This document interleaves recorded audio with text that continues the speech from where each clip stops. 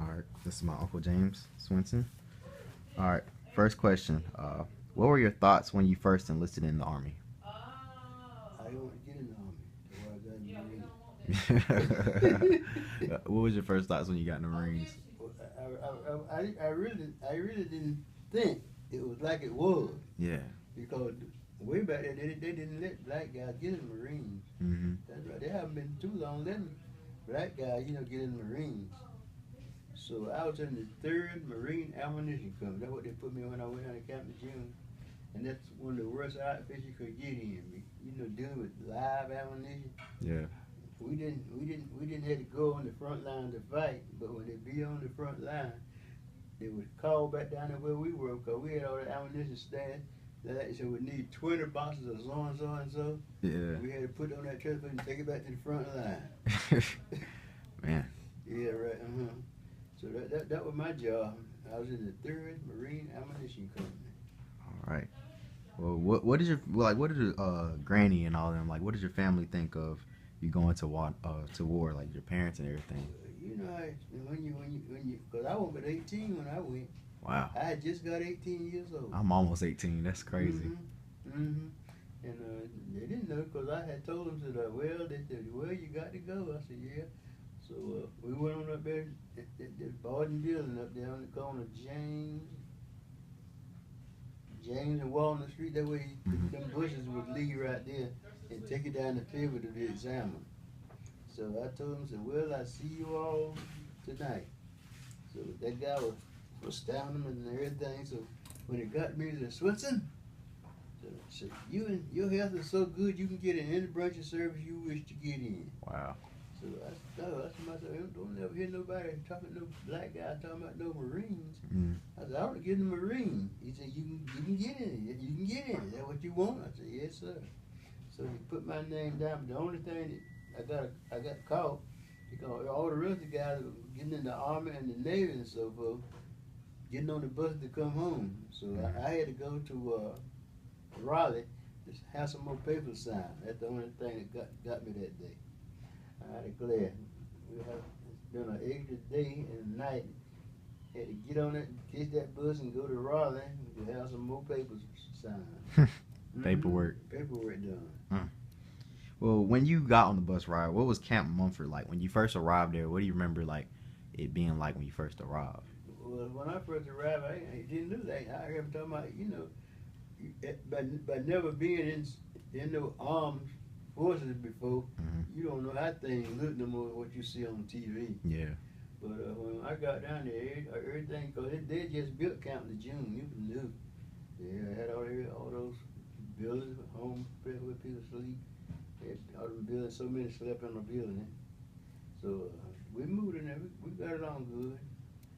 But eating and everything, you won't like eating at home. The food. You ain't had no pork or nothing like that. White potatoes and beans and all that meat. Did you ever consider on a trip to like battle, like I guess it was a plane ride or ship ride, like that you may not return home? That was probably on your mind. Because we got on that plane, the USS Fremont, and going to. From down here, we came from Montford Point. We going to North Virginia. Get on that big ship, empty, sticking way out the water. So the USS Fremont, I believe that's the name of that ship. It was a great big ship, but they loaded that ship for weeks. And that thing back down there, going overseas. We didn't know where we were going. They don't never tell you nothing. They didn't tell you, just hopped on a ship? They didn't tell us about where we were going. All we know we were going overseas. Wow. So we went right straight to Pearl Harbor. That's where that ship stopped. Wow. Was it like still like rubble in Pearl Harbor? Because I know that was probably around the same time when the attack happened. Like what? Like was it like you remember when the Pearl Harbor planes came over? Oh, right. So was it still like kind of rubble or? No, you can see some. You can still see some. Torn down ships and stuff where they got messed up. But I know they never went through there. Yeah. Because the United States put some whip on their room. We used to be on them ships at night, and you had one or two jets. They ain't never seen but one or two planes. They be flying real high. And after a while, they see what they want to see, then they start getting a little bit lower. And you see them boys shooting them big guns. Boom! Boom! Wow. Great big guns. Big old barrels on. They shoot them big shells in them guns. Turn them on good, gracious alive. And after a while, if one get shot down, he be trying to get him a place where he can get in, hit in the water. Yeah. Yeah, them guns are shooting. Boom, boom. And they just boom. fly right out of there. That's right. That's why you see that plane. He be trying to find a nice, clean place to he could crash it. Yeah. Wow. Yeah, I've seen some stuff. What did you think of over there that helped you survive? Like, what did you keep on your mind to try to deal with it mentally? Try to keep your mind on church and stuff like that. Yeah. Because them guys over there, when they in service like that, they don't think about nothing but smoking cigarettes and drinking beer and whiskey. Yeah. I didn't drink no liquor and nothing like that. Just kept your mind on God and stuff like that. That's right. I want to come out to Goldsboro. That's a statement, ain't it? Yeah. Oh man. What was the life like when you returned home? Well, it was just like I thought it would be. Everything was about the same. Yeah. You know, my mom and dad, they were living then, so we were living out on Elm Street. If you remember on Elm Street, you know there's a big old building on the corner of Crawford and Elm. We used to live right there side that. Yes, sir. Where Granny, she used to have the shop in the back, right? Yeah. She do have that there. Yeah. And that's where we lived a long time. And when I came back here, a few years, I got married, and my wife, she went on to school, and she was teaching school. So after she finished it, then she got a good job. She worked a good while. So we decided we're going to build us a house. We didn't be paying rent on our house. So it's the house you in. This is the third house they built on the street. Wow. That's right. One, not that one. Bonnie, listen out for the oven and let me know if it's going to But this is the third house they built on the street. Wow. So how were you treated like by other people, not by your family? Like, well, you were treated good by it, because but nobody back then, nobody went all that crazy about going to war. That's a place nobody want to go no way. Yeah. Most of them, when you go there, you don't come back. That be on your mind too. Yeah. Yeah, and a whole lot of them didn't come back. Do you have any friends like over there that didn't come back? Yeah, we had a few. Wow. Yeah.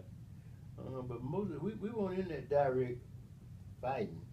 Yeah. But we had to see to the guys got everything they needed that was on the front.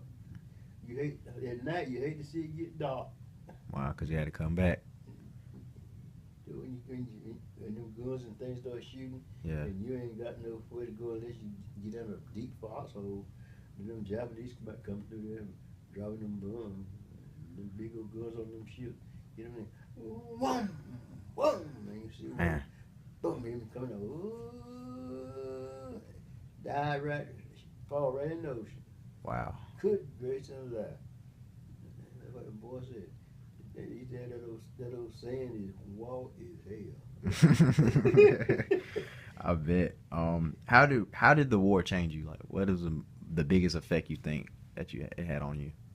The biggest effect I had over there is getting hurt and you couldn't get much treatment. Yeah. Yeah, you get hurt. They didn't have no doctors and hospitals and stuff over there. Navy guys, the Marines didn't have nobody that had no medicine and stuff. They had the Navy guys. They had the bags with different kinds of medicine and aspirins and BCs and stuff like that. You get sick or something, that's all you had. You couldn't go and get no liquid medicine. Yeah. Out there in that big field. Wasn't no Robitussin back then. No, wasn't no back then. No, it might have been something like an aspirin, but that's about all they had. Wow. Don't care how you got sick, unless you got real sick, they ship you off the island. But it was tough over there. Wow. Okinawa. Okinawa. That